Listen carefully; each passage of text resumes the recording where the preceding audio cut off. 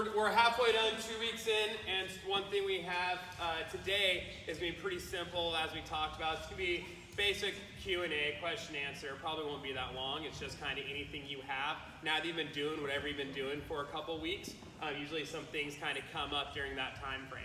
So you can just come down and kind of learn from other people's questions or experiences, and Frank and Tara will be able to answer your questions. We do have a little sheet I made up for you guys, though, that is just like a basic nutrition log. And I think now is actually a better time to give it out than at the very beginning, because when you very first start, you're just kind of trying to figure out, like if you've never tracked macros before and that's the route you're going, the first 2 or 3 days you're going to be off.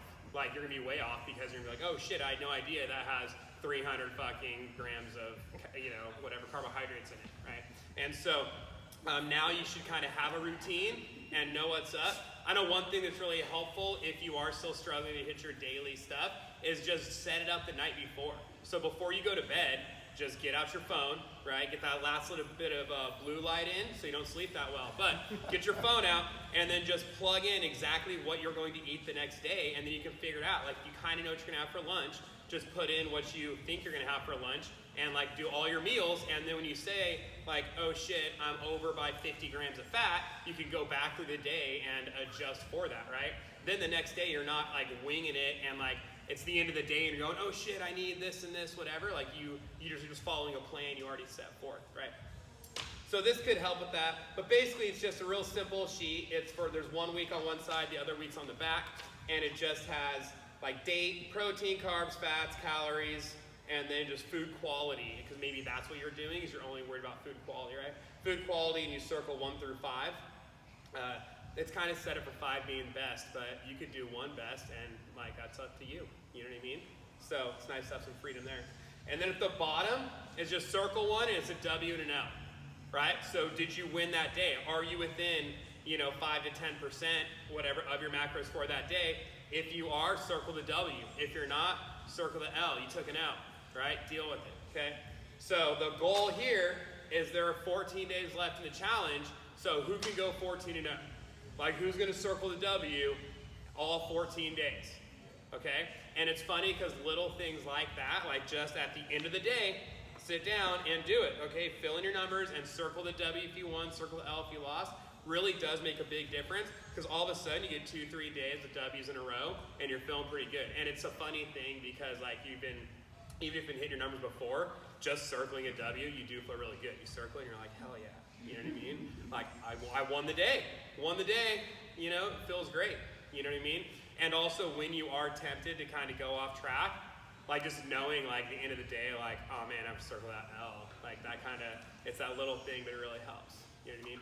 So anyway, so let's kind of pass these out. So you have these. You set the goal of going 14-0 for last couple weeks, and then that's really all I have. So then up to you, like questions, like who's got questions, and guys will be able to take care of you.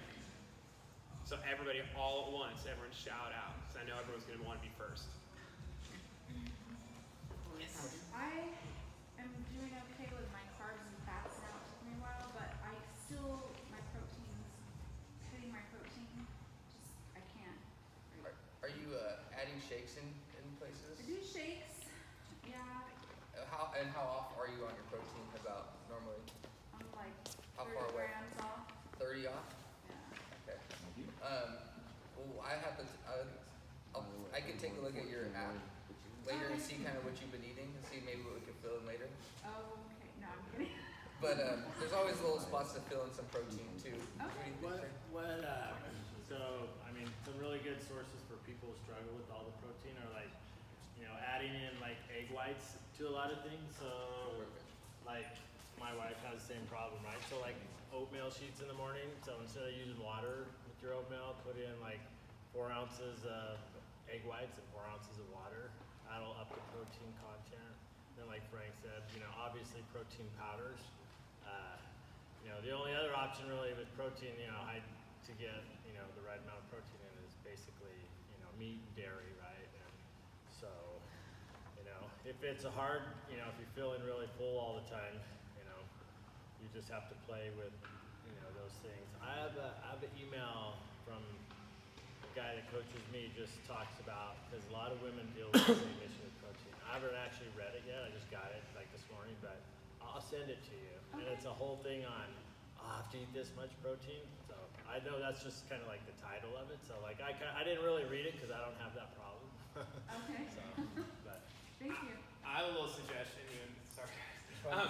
No, just because I've been tracking for over years. I've been doing it and stuff, and my wife has too, so I kind of see that. And what's hard sometimes, you want it. It'd be easy to be like, oh, well, next time you eat, instead of having 4 ounces, just have 5 ounces. But then that can mess up your fats, also, right? Like that's what kind of makes that tough. So, in a perfect world, you don't use a bunch of powders and stuff. Like you want to eat real food. But so one way and like one kind of like protein powder that's easy to fit in, we don't really notice, is collagen protein. So if you get like a beef collagen, what's the one that's super popular? Like, Blue Lakes or something? yeah, something. Great Lakes. Great Lakes. Yeah, gelatin or collagen. Great Lakes collagen.